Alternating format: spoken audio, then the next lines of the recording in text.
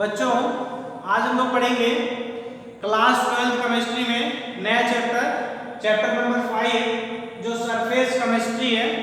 इसको हिंदी में पृष्ठ रसायन के नाम से जानते हैं।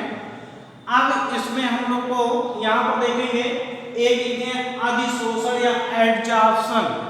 इसको हम लोग जो पढ़े हैं, हम लोग जो जानते हैं एडजॉर्प्शन जानते हैं, यानी कि यहाँ पर अवशोषण जिसको कहते हैं अवशोषण, इसे इंग्लिश में एब्जॉर्प्शन कहते हैं। यहां पर ध्यान देंगे, समझेंगे इसको, याद देखेंगे अधिशोषण और अवशोषण। अवशोषण और अधिशोषण यहां पर क्या है उसको यहां पर समझेंगे। उसके पहले हम एक यहाँ पर समझते हैं जो सरफेस केमिस्ट्री, यानी कि जो सरफेस केमिस्ट्री में हमको किस चीज की स्टडी करना है, किस चीज की पढ़ाई करना है।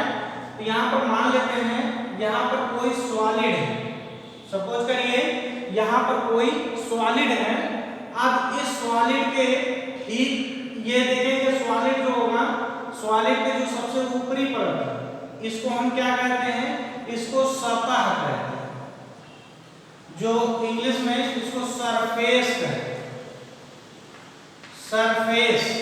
अब बाकी जो इसके अंदर का पार्ट है, ये सभी जो पार्ट है इसमें, इस पार्ट को हम क्या कहते हैं, स्टूल कहते हैं, स्टूल या इसी को बुल्क कहते हैं। यहाँ पर इस चीज को समझ में आ गया होगा। यहाँ पर ये सॉलिड है, सॉलिड के ठीक जो सतहों पर यानी कि सबसे ऊपरी पर, चाहे द्रव हो या कोई सॉलिड हो, तो उसके ठीक ऊपर जो यहाँ पर प्रोसेस हो रहा है, यानी कि हमको जो इस चैप्टर में पढ़ना है तो इसके अंदर नहीं पढ़ना, यानी कि सॉलिड के अंदर क्या हो रहा है उसको नहीं पढ़ना, हमको ये पढ़ना है इस चैप्टर में।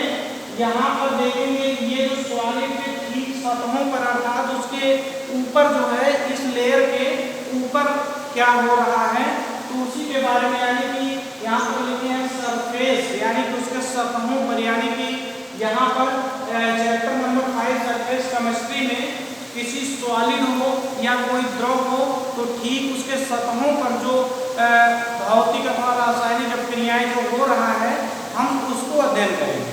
तो यहाँ पर ये समझेंगे, यहाँ पर ये जो सतह है सरफेस, तो यहाँ पर देखेंगे हम दो वर्ड लिखे हैं, एक अधिशोषण लिखे हैं, एक जो है अवशोषण लिखे हैं। अधिशोषण क्या है उसको समझेंगे।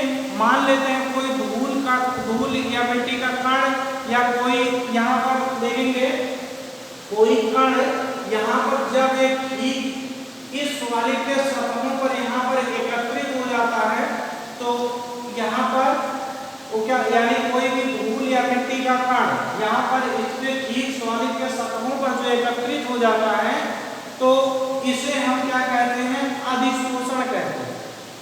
किसी कोई भी मिट्टी का कण हो, आयन हो, अणु हो, परमाणु हो, यानी कि ठीक उसके सॉलिड या द्रव के सतहों पर जो एकत्रित हो जाते हैं उसको हम क्या कहते हैं, अधिशोषण कहते हैं। अब यहाँ पर अवशोषण, अवशोषण का मतलब ये है कि यहाँ पर कोई भी चीज, यहाँ पर कोई द्रव हो या कोई भी पदार्थ हो, कोई कण हो, कोई आयन हो, तो इस पदार्थ के यदि यहाँ पर बीच में इसके अंदर यदि वो पार्ट आ जाता है, यानी कि सरफेस पर ना रह करके इसके अंदर आ जाता है, तो उसको हम क्या कहते हैं, अवशोषण या एब्जॉर्प्शन कहते हैं।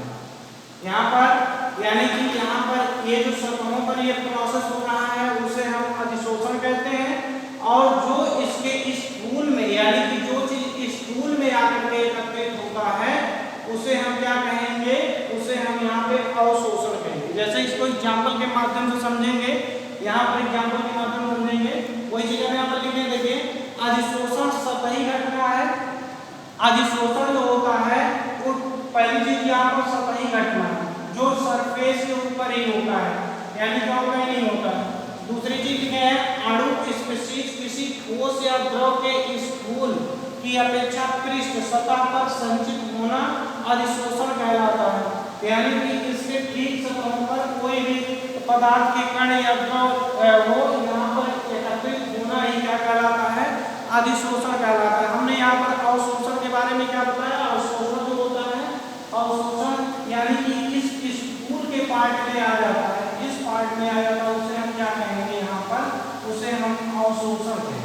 यानी कि अवशोषण और अधिशोषण में आपको बातें समझ में आ गई है।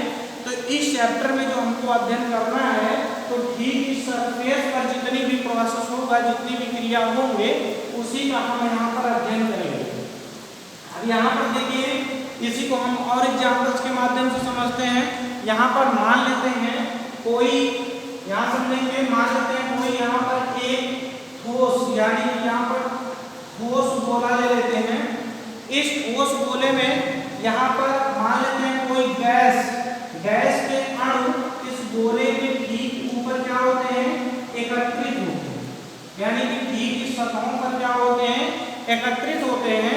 तो जो यहाँ पर ये जो पदार्थ यहाँ पर क्या नहीं, जो पदार्थ इसमें एकत्रित हो रहा, उस पदार्थ को अधिशोष कहते हैं। यहाँ पर जो पदार्थ, यानी कि जो पदार्थ उस ठोस पर, उस सॉलिड पर जाकर एकत्रित हो रहा है, उसे हम क्या कहेंगे, अधिशोष कहेंगे।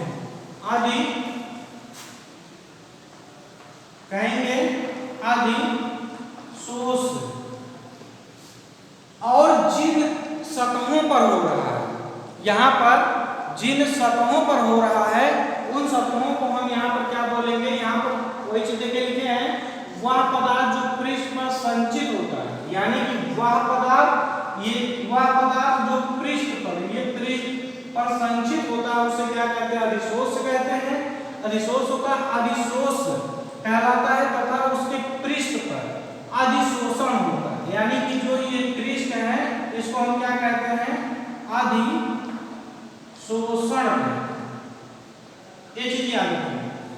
और यहाँ पर देखेंगे अधिशोषण होता है, और उसी को यहाँ पर देखेंगे, यहाँ पर ये उसी को हम क्या कहते हैं, अधिशोषक कहलाता है। वही वर्ड हमारा क्या कहलाता है, अधिशोषक कहलाता है। ये जो पूरी प्रोसेस है, उस पूरे प्रोसेस को हम यहाँ पर क्या कहेंगे, अधिशोषक कहेंगे। यहाँ पर जो एक पूरा प्रोसेस हो रहा है, अधिशोषक। ये चीज समझ में आ गया होगा। यानी कि यहाँ पर वह पदार्थ जो पृष्ठ पर संचित होता है, उसे हम क्या कहते हैं, अधिशोष कहते हैं, तथा उनके पृष्ठ पर क्या होता है, अधिशोषण होता है, और उसे क्या कहते हैं, अधिशोषक कहलाता है। यानी कि इस जो यहाँ पर पृष्ठ पर अधिशोषण हो रहा है, उसे हम क्या कहते हैं, अधिशोषक कहलाता है। तो यानी कि ये जो पूरी प्रोसेस, ये हमारा क्या है, ये जो गैस है, इसको हम क्या कह सकते हैं, ये हमारा गैस है। यानी कि गैस के अणु जो है, इस ठोस के पृष्ठ पर धीरे धीरे क्या हुए, एकत्रित हुए। अब यहाँ पर ये जो पूरी प्रोसेस हो रहा है, ये पूरा प्रोसेस हमारा क्या है, अधिशोषण। ये पूरा प्रोसेस क्या है, अधिशोषण। अब यहाँ पर वही चीज देखेंगे, अवशोषण को समझते हैं।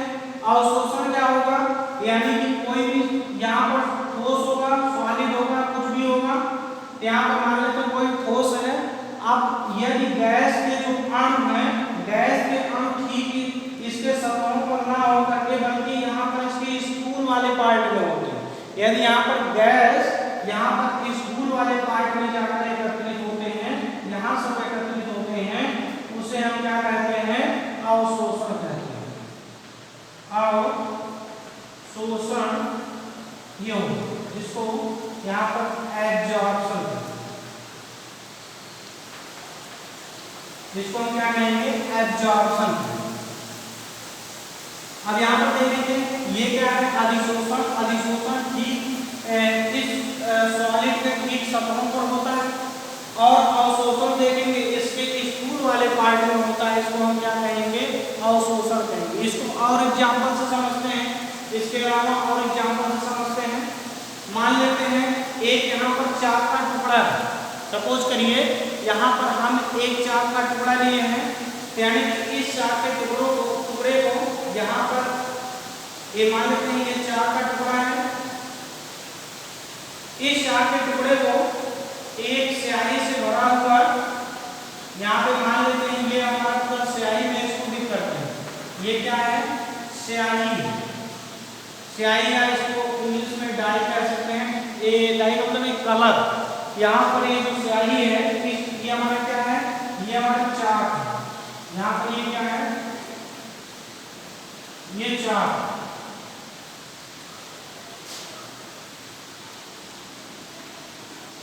ये हमारा क्या है, चाल।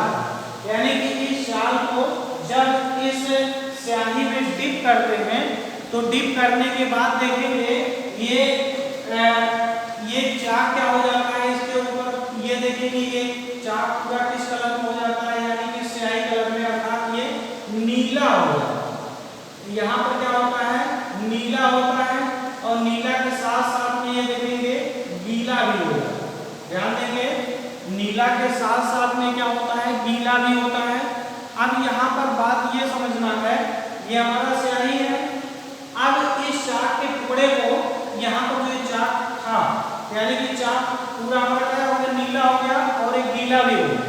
अब यहाँ इस चाक को यदि हम बीच से ब्रेक करके अलग करें, कहने का मतलब इसको हम यहाँ पर तोड़ करके यहाँ पे अलग कर दें, यानी कि ये हमारा चाक जो है ये अलग हो यहाँ पर। अब इस चाक का देखेंगे, ये जो हमारा ये बीच का पार्ट है, ये देखेंगे नीला नहीं हुआ, ये सिर्फ क्या है, ये गीला हुआ है। बल्कि देखेंगे इसके जो ऊपरी पार्ट है, ऊपरी पार्ट में ये हमारा क्या है, ये नीला हुआ है। ऊपरी पार्ट में क्या हुआ है, नीला हुआ है। तो यहाँ पर ये, यानी कि यहाँ पर ये जो बीच वाला पार्ट है, जो चाक के बीच में, यानी कि जो ये चाक है, चाक के जो बीच वाला पार्ट है, उस पार्ट में, पार्ट के अंदर यानी सरफेस पर क्या हो गया, नीला हो गया है, लेकिन अंदर इसके क्या हुआ है, वो सिर्फ गीला हुआ है, नीला नहीं हुआ। अब यहाँ पर बात समझते हैं स्याही। स्याही में यहाँ पर कह सकते हैं दो प्रकार से यहाँ पर दो चीज यहाँ पर पाया जाता है। एक तो यहाँ पर देखेंगे स्याही में रंजक है, रंजक स्याही यहाँ पर क्या हो जाएगा, रंजक। यहाँ पर स्याही को कलर कह सकते हैं, बल्कि रंजक को डाई बोलेंगे, रंजक यहाँ पर बोलेंगे डाई। और स्याही में दो चीज मिला होता है, एक रंजक और दूसरा देखेंगे क्या मिला होता है, पानी मिला होता है। यानी कि इस स्याही में हम क्या बोलेंगे, इसमें स्याही में दो चीज मिला होता है, एक रंजक मिला होता है, एक क्या मिला होता है, पानी मिला होता है। तो रंजक में देखेंगे, रंजक जो है, रंजक देखेंगे यहाँ पर जो स्याही इसके ऊपर आ जाता है, यानी कि चाक के ऊपर आ जाता है। यानी कि यहाँ पर रंजक यहाँ पर क्या काम करता है, अवशोषण का काम करता है। या सॉरी, यहाँ पर ये रंजक, यानी कि यहाँ पर देखेंगे ये क्या होता है, यहाँ पर ये पानी क्या होता है, ये अवशोषित हो जाता है। पानी जो देखेंगे, ये पानी अवशोषित हो जाता है। पानी देखेंगे अवशोषित हो जाता है, जबकि रंजक को देखेंगे, रंजक इसके ठीक ऊपर होता है, यानी कि सिर्फ चाक के ऊपर ही रह जाता है। कहने का मतलब ये है कि यहाँ पर ये पूरा प्रोसेस रंजक क्या काम कर रहा है, ये अधिशोषण का काम कर रहा है। यहाँ पर क्या है, अधिशोषण का काम। और ये जो अवशोषित हो रहा है, ये अवशोषित ये क्या कर रहा है, अवशोषण का काम कर रहा है। यहाँ पर ये क्या काम कर रहा है, अवशोषण का काम। ये चीज, यानी कि यहाँ पर हमने ये बताया कि जो ये चाक के ऊपर स्याही का जमना, चाक के ऊपर स्याही का जमना, ये क्या होता है, वो अधिशोषण है। जो चाक के अंदर पानी का एब्जॉर्ब होना, वो क्या होता है, अवशोषण या एब्जॉर्प्शन कहलाता है। ये चीज हम समझ गए होंगे, अधिशोषण और अवशोषण क्या चीज होता है। यहाँ पर हम उसको यहाँ पर नोट भी कर दिए, लैंग्वेज में लिखे भी हैं, और यहाँ पर इसको आप समझ भी गए होंगे, एग्जाम्पल से हम यहाँ पे आपको समझाए भी हैं। तो यहाँ पर इसको वही चीज लिखे, वह पदार्थ जो पृष्ठ पर संचित होता है अधिशोष कहलाता है, तथा उसके पृष्ठ पर अधिशोषण होता है तो अधिशोषक कहलाता है। ये क्या कहलाता है, अधिशोषक कहलाता है। यहाँ पर कहाँ कर देंगे, ये कहलाता है। यानी कि ये चीज आपको समझ में आ गया होगा।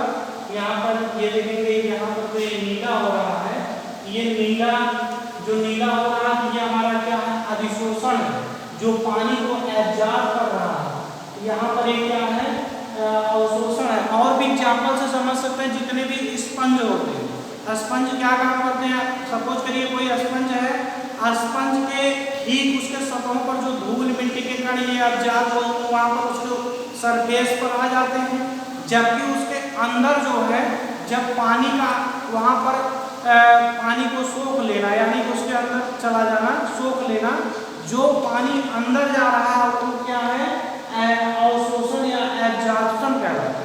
जो उस स्पंज के ठीक ऊपर यानी कि सतहों पर यहाँ पर ये पाया जाता है, तो उसे हम क्या कहते हैं, वो एब्जॉर्प्शन कहलाता है। तो हम ये समझ रहे हैं कि आप ये समझ चुके होंगे कि अधिशोषण और अवशोषण क्या होता है। अब हम इसके आगे बढ़ेंगे, यहाँ पर अधिशोषण के प्रकार, इतना आप लोग यहाँ पर नोट कर लेंगे ये चीज और इसको अपने कॉपी में नोट कर लेंगे। इसके आगे हम लोग पढ़ेंगे अधिशोषण के प्रकार। यहाँ पर इसको इस चीज को समझेंगे, अधिशोषण के प्रकार हमने यहाँ पर नोट कर दिया है।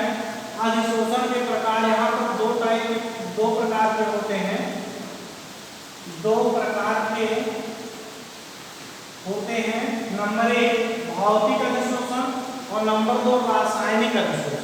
ये अधिशोषण के प्रकार हैं, दो प्रकार के होंगे, एक भौतिक अधिशोषण, दूसरा जो है रासायनिक अधिशोषण। यहाँ पर भौतिक अधिशोषण में हमने यहाँ लिखा है अधिशोष, अधिशोष तथा अधिशोषक, अर्थात जो पदार्थ यहाँ पर किसी सतह पर आता है उसे अधिशोष कहते हैं, और जिस सतह पर आता है उसको क्या कहते हैं, अधिशोषक कहते हैं। के मध्य वांडर वाल बल, यहाँ पर के मध्य वांडर वाल बल यहाँ पर होता है। यहाँ पर देखेंगे के मध्य वांडर वाल बल होता है। अब वही चीज यहाँ पर वांडर, जैसे वांडर वाल का कह सकते हैं, जैसे यहाँ पर समझेंगे, यहाँ पर मान लेते हैं कोई यहाँ पर पृष्ठ है, ये मान लेते हैं कोई सॉलिड है, इसको समझेंगे इस लाइन को। यहाँ पर मान लेते हैं कोई सॉलिड है और इस सॉलिड पर, सॉलिड के ठीक ऊपर जैसे यहाँ पर ये इसके सतहों पर यहाँ पर धूल मिट्टी के कण यहाँ पर जमा हुए हैं, यानी कि यहाँ पर जो धूल मिट्टी के कण है और इन सतहों के बीच में जो लगने वाला आकर्षण बल है उसी को केमिस्ट्री की भाषा में कहते हैं, उसको वांडर वाल बल कहते हैं। यानी कि जो ये यहाँ पर इसके अधिशोष मतलब अर्थात यहाँ पे जो ये कण है और जो इस सतहों पर, जिस सतहों पर ये आकर के बैठ रहे हैं या यहाँ पर उससे अटैच हो रहे हैं, तो उसके मध्य क्या होता है, वांडर वाल का मतलब यहाँ पर समझेंगे आकर्षण बल, यानी कि इसके बीच में क्या होता है, आकर्षण बल इसमें होता है। यानी कि यहाँ पर इस चीज को अगर हम ये बात करें, जो ये पार्ट हमारा क्या है, ये अधिशोष है, और यहाँ जिस पार्ट पे आ रहा है, जिस पार्ट पे यहाँ पर कह सकते हैं कि जो, चलिए यहाँ पर ये दिखा देते हैं, इसको हम क्या दिखाएंगे, यहाँ पर इसको अधिशोषक दिखाएंगे, यानी कि इसको क्या दिखाएंगे, अधिशोषक। अब यहाँ पर देखिए अधिशोषक और अधिशोष के बीच में, इस बीच में जो यहाँ पर यानी कि इस बीच में जो यहाँ पर ये वांडर वाल लग रहा है, इसी को कहते हैं, क्या कहते हैं, वांडर वाल बल। इसके बीच में क्या होता है, वांडर वाल, यानी कि आकर्षण बल कह सकते हैं, उसी को केमिस्ट्री की भाषा में वांडर वाल बल कहते हैं। और उसी को यहाँ पर देखेंगे कि रासायनिक अधिशोषण में क्या होता है, जो यहाँ पर ये कोई सॉलिड यानी कि अधिशोष, यानी कि कोई भी पार्ट इसके ऊपर आके जमा हुआ, यहाँ पर इसके ऊपर जमा हुआ, ये हमारा क्या है, अधिशोष है। अधिशोष है, जो पार्ट यहाँ पर आके जमा हो रहा है उस पार्ट को अधिशोष कहते हैं। जिस पार्ट पर हो रहा है उसे क्या कहेंगे, अधिशोषक कहेंगे। अब यहाँ पर ध्यान देंगे, अधिशोष और अधिशोषक के मध्य यहाँ पे प्रबल रासायनिक बंध बनता है। कहने का मतलब जो इसके बीच में यहाँ पर ये बंध, कौन सा बंध बन रहा है, रासायनिक बंध बन रहा है। रासायनिक बंध तभी बनेगा जब उसमें रासायनिक अभिक्रिया होगी। तो यहाँ पर इसको ये जो यहाँ पर हो रहा है इसको हम क्या बोलेंगे अधिशोषक। यहाँ पर ये तो अधिशोषक है और ये क्या है अधिशोषक। अब इसी को एग्जाम्पल से समझते हैं। मान लेते हैं कोई यहाँ पे एल्युमिनियम, यहाँ सपोज करिए ये एल्युमिनियम का टुकड़ा है। एल्युमिनियम को यहाँ पर वायु के उपस्थिति में जब यहाँ पर रखा जाता है तो जो वायु होता है ऑक्साइड होता है, ये क्या करता है एल्युमिनियम के सतहों पर आकर के ये रासायनिक अभिक्रिया कर लेता है, यानी कि इनके बीच में क्या होता है ये रासायनिक बंध बना लेता है। यानी कि यहाँ पर एल्युमिनियम यानी कि अधिशोषक और अधिशोष के बीच में ये दोनों आपस में मिल करके Al2O3 ये एल्युमिनियम ऑक्साइड अभिक्रिया बना लेते हैं, जिसमें देखेंगे वहां पर ये दोनों के बीच में इन दोनों के बीच में रासायनिक बंध बनता है। जबकि इसमें देखेंगे इसमें वान डेर वाल्स अप्लाई होता है, इसमें सिर्फ आकर्षण इसमें होता है कि आकर्षण की वजह से इसमें क्या होता है उसमें उसके सतहों पर आ जाता है। जबकि यहाँ पर देखेंगे अधिशोषक तथा अधिशोषक के मध्य प्रबल रासायनिक बंध द्वारा ये क्या होते हैं जुड़े हुए होते हैं। और दूसरी चीज यहाँ पर ये देखेंगे दूसरा अंतर यहाँ पर यह प्रकृति में विशिष्ट,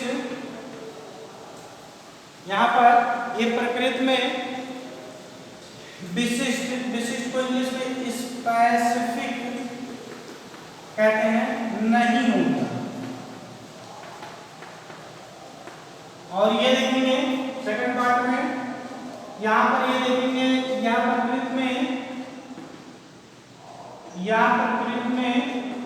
विशिष्ट होते हैं।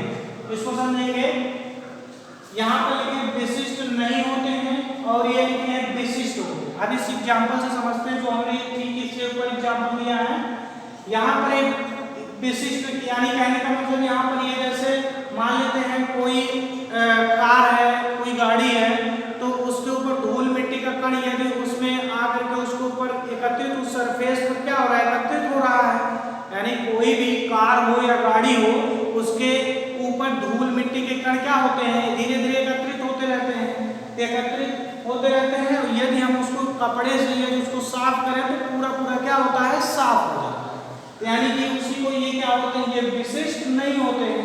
अब उसी को हम यहाँ पर लिखे प्रकृति में विशिष्ट होते हैं। जब इसमें समझेंगे यदि कोई रासायनिक अभिक्रिया यहाँ पर बना लेता है उसको हम क्या करते हैं तो आसानी से उसको यहाँ पर उसको अलग नहीं कर सकते, तो इसी को कहा जाता है ये विशिष्ट।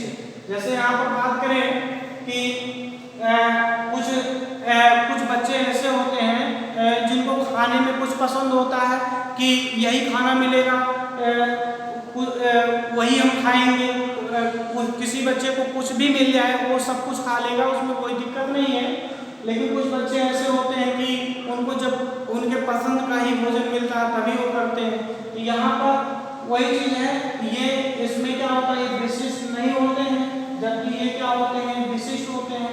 इसमें विशिष्ट होते हैं। विशिष्ट होने का मतलब इनको सभी से ये यहाँ पर क्रिया नहीं करते हैं, सभी से रासायनिक बंध नहीं बनाते हैं। जैसे बात करें एल्युमिनियम जो है एक कापर से अब क्रिया नहीं करता है, तो ऐसे कंडीशन में कह सकते हैं ये केवल विशिष्ट होते हैं। ये ऐसा बालक है जो मनपसंद भोजन करता है। यदि इसको भिंडी की सब्जी पसंद तो भिंडी की सब्जी ही खाएगा, यदि यहाँ पर इसको दाल पसंद तो दाल ही खाएगा। जबकि इसको क्या है ये विशिष्ट नहीं होते हैं, ये इन पे चाहे धूल मिट्टी के कण कुछ भी आए ये सब क्या करता है अपने सरफेस पर उसको एकत्रित करता रहता है। जबकि ये इसमें क्या होता है इसमें ये दोनों आपस में रासायनिक क्रिया नहीं करते हैं, यही होता है स्पेसिफिक होता है। और दूसरी चीज देखेंगे यहाँ पर ये क्रिया उत्क्रमणीय होते हैं या उत्क्रमणीय या जो उत्क्रमणीय होते हैं ये क्या होते हैं अनुत्क्रमणीय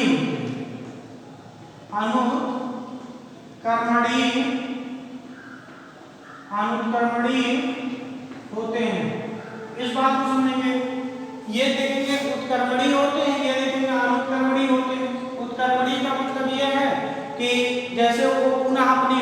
आ जाते हैं। जैसे ऊपर ही हमने एग्जाम्पल दिया, एग्जाम्पल से समझेंगे। जैसे वहां पर उस गाड़ी के ऊपर मिट्टी धूल मिट्टी के कण जो है एकत्रित हो गए, यदि हम उसको फिर पुनः साफ करें तो पुनः अपनी मूल अवस्था में आ जाएगा। जबकि इसमें क्या हो जाएगा, अनुत्क्रमणीय का मतलब यहाँ पर क्या हो जाएगा, जो यहाँ पर एक बार रासायनिक अभिक्रिया करके यहाँ पर जो बंध बना लिया है, अब ये पुनः जो है ये अलग अलग नहीं होगा इसको, यानी कि एक बार जो बन गया सो बन गया। अब यानी कि यहाँ पर इसमें ये क्या होता है, उत्क्रमणीय होता है, जबकि ये क्या होता है, ये अनुत्क्रमणीय होता है। अब यहाँ पर नेक्स्ट पॉइंट देखेंगे, पॉइंट नंबर 4। अब यहाँ पर देखेंगे यह गैस की प्रकृति पर निर्भर करता है, यह गैस के प्रकृति पर निर्भर करता है। यह जो है गैस के प्रकृति पर निर्भर करता है। अधिक आसानी से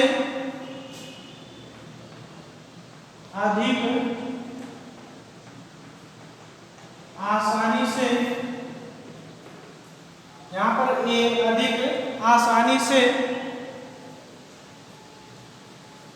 द्रवणीय गैस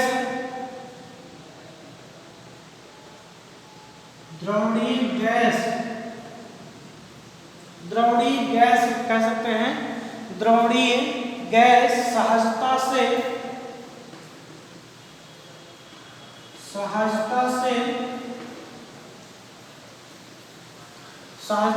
अधिशोषित हो जाता है,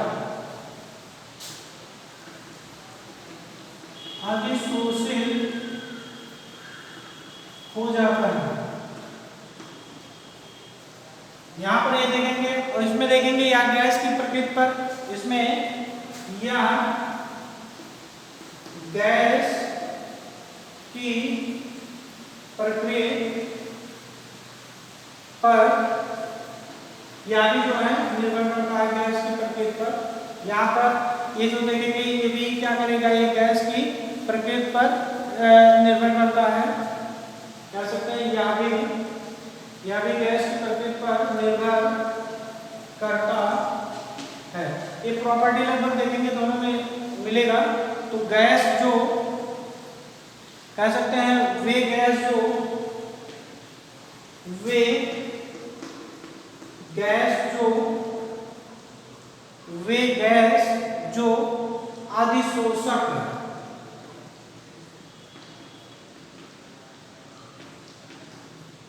अधिशोषक यहाँ पर लेकिन या गैस की प्रकृति पर निर्भर करता है। तो वे गैस जो अधिशोषक से क्रिया करती हैं,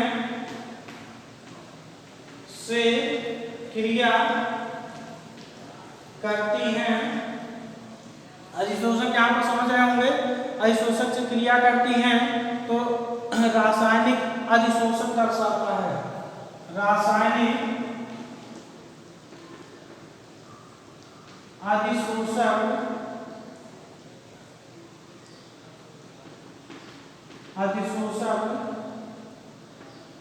दर्शाता है। यहाँ पर इस बात को समझेंगे, यहाँ पर हमने लिखा है यह गैस के प्रकृति पर निर्भर करता है, अधिक आसानी से द्रवणीय गैस सहजता से अवशोषित हो जाता है। कहने का मतलब कोई भी गैस है जो द्रवित होता है वो किसी सरफेस पर बड़े आसानी से उस पर एकत्रित हो जाता है। जबकि यहाँ पर देखेंगे यहाँ पर कह सकते हैं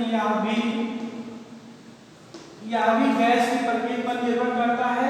तो वे गैस जो अधिशोषक से क्रिया करते हैं, यहाँ पर क्या होना चाहिए, वो अधिशोषक से क्रिया करते हैं, यानी कि सभी नहीं क्रिया करते हैं, इतना ध्यान देना। जैसे हम बता रहे हैं एल्युमिनियम कॉपर से क्रिया नहीं करता है, यहाँ पर वही चीज यह भी गैस की प्रकृति पर निर्भर करता है। तो वे गैस जो अधिशोषक से क्रिया करती हैं वो क्या कहलाते हैं, रासायनिक अधिशोषक को दर्शाते हैं।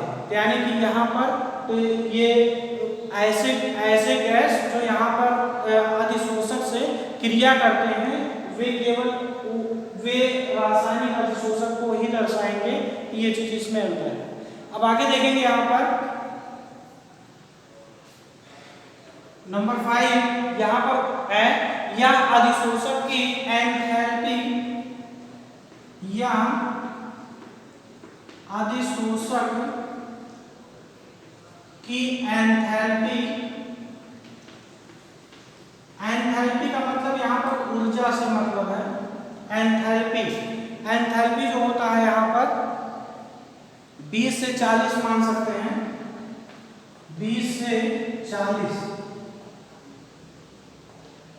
या अधिशोषक की एंथैल्पी। एंथैल्पी का मतलब यहाँ पे ऊर्जा से मतलब है, तो एंथैल्पी इतने से कम होती है। अब यहाँ पर देखेंगे, या अधिशोषक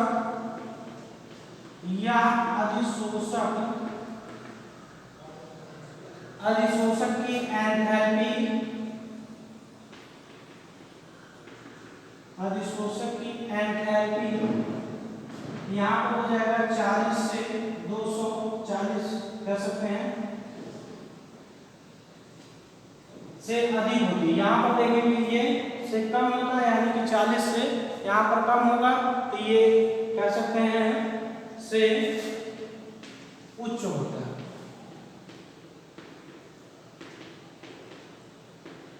अब यहाँ पर समझेंगे, यानी कि यहाँ पर जो अधिशोषक की ऊर्जा जो होगी, यहाँ पर ये सबसे कम होता है। कहने का मतलब जो सरफेस है, सरफेस पर जो है ये इसकी ऊर्जा जो होगी यहाँ पर ये कम होगा, जबकि इसमें क्या होता है एंथैल्पी में, एंथैल्पी अधिशोषक की ऊर्जा एंथैल्पी 40 से 240 तक ये उच्च होता है।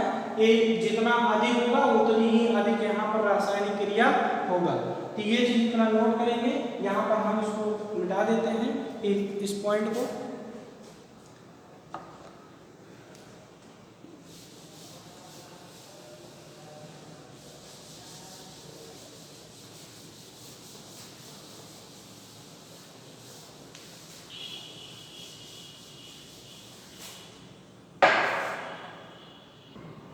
यहाँ पर देखेंगे 6 पॉइंट, यहाँ पर लिखे हैं, इसमें अधिशोषण के लिए निम्न ताप सहायक है। यह ताप बढ़ाने पर क्या होता है, घटता है। कहने का मतलब ये है, अगर से हम सॉलिड के सतह को यदि हम उसको हीट करें, गर्म करें, तो गर्म करने पर क्या होगा, उसमें अधिशोषण यानी कि उसमें जो यहाँ पर ये अधिशोष की मात्रा क्या होती है, घटती। जबकि इसमें क्या होता है, तो अधिशोषण के लिए उच्च ताप, जितना अधिक ताप देंगे, कुछ अपक्रियाएं ऐसे होते हैं जिनको ताप देने पर ही अपक्रियाएं होता है। जैसे कुछ अपक्रिया ऐसा होता है जब उनको ताप देते हैं तभी वो अपक्रिया करता है, तो ये अधिशोषण के लिए उच्च ताप सहायक होता है। यह ताप बढ़ाने पर क्या होता है, बढ़ता है। 7 पॉइंट देखेंगे, यह पृष्ठीय क्षेत्रफल पर निर्भर करता है। यानी कि जितना अधिक इसका पृष्ठीय क्षेत्रफल होगा, यहाँ पर मान लेते हैं एक सॉलिड इतना बड़ा है और एक सॉलिड इतना बड़ा है, तो यानी कि जिसका पृष्ठीय क्षेत्रफल या पृष्ठीय क्षेत्रफल बढ़ाने पर बढ़ता है। अब इसकी पृष्ठीय क्षेत्रफल ज्यादा है, जिसमें यहाँ पर ये यहाँ पर अधिशोष की मात्रा क्या होगी, अधिक होगी। अब इसमें क्या होगा, कम होगा। यानी कि यहाँ पर ये पृष्ठीय क्षेत्रफल पर निर्भर करता है। तो यहाँ भी पृष्ठीय क्षेत्रफल पर निर्भर करता है, यानी कि पृष्ठीय क्षेत्रफल जितना अधिक होगा, यानी कि यहाँ पर एल्युमिनियम की यहाँ पर ये सतह जितनी अधिक होगा, ये उतना ही O2 से अपक्रिया करके Al2O3 यहाँ पर ये अपक्रिया बनाएगा। Al2O3 ये अपक्रिया यहाँ पर बनाएगा। ऐसे ही यहाँ पर देखेंगे नंबर 1, यहाँ पर संक्रियण ऊर्जा का मान कम, अधिशोष व अधिशोषक के मध्य कोई रासायनिक बंध नहीं बनता है। यानी जो यहाँ पर ये धूल मिट्टी के कण जमे हुए हैं, इनके बीच में कोई भी रासायनिक बंध नहीं बना हुआ है। यहाँ पर इसलिए संक्रियण ऊर्जा का मान क्या होता है, इसमें कम होता है। जबकि इसमें क्या होता है, इसमें संक्रियण ऊर्जा का मान उसकी तुलना में क्या होता है, अधिक होता है। क्यों अधिक होता है, क्योंकि इनके बीच में यहाँ पर ये देखेंगे रासायनिक बंध बनता है। तो रासायनिक बंध बनने की वजह से यहाँ पर इसकी संक्रियण ऊर्जा का मान जो है उसकी तुलना में ये उच्च होता है। ऐसे देखेंगे अधिशोषक परत की मोटाई इसमें बहुअणिक सतह बनाती है। इसका मतलब ये है जैसे सपोज करिए कोई गाड़ी रखी गई है, तो गाड़ी के ऊपर अगर से आप उसको उस पर झाड़ू मतलब उस पर पोछा ना लगाइए, तो उसमें देखेंगे धूल मिट्टी के कण जमा होते हो तो यानी कि बहुआण्विक बना लेते हैं। तो एक इसी का आ जाएगा, उसमें बहुत मोटी परत बन जाएगी। तो अधिशोषक की परत की मोटाई क्या होता है, बहुआण्विक होता है, यानी बहुत से वहाँ पर धूल मिट्टी के कण उस पर जमा हो जाते हैं। ये क्या होते हैं, इसमें एक आणविक सतह बनाती है। जैसे एक बार अगर उसने अभिक्रिया कर ली तो उसके बाद उस पर कोई वहां पर अभिक्रिया नहीं होगी। तो ये था यहाँ पर अधिशोषण के प्रकार। तो हमने इस वीडियो में क्या सीखा, हमने ये सीखा कि इस चैप्टर में कृषि रसायन में किस चीज का अध्ययन करेंगे, जिसमें हम ये समझें कि एडजॉर्प्शन और एब्जॉर्प्शन में दोनों में अंतर समझें, और हम वहाँ पर ये भी समझें अधिशोष क्या होता है, अधिशोषक क्या होता है, ये भी समझें यहाँ पर, और इन दोनों में अंतर क्या है जो यहाँ पर हम इसको बताए हैं। तो इसको आप अपनी कॉपी में इसका जो है नोट्स बना लेंगे। तो आज के लिए बस इतना ही, धन्यवाद।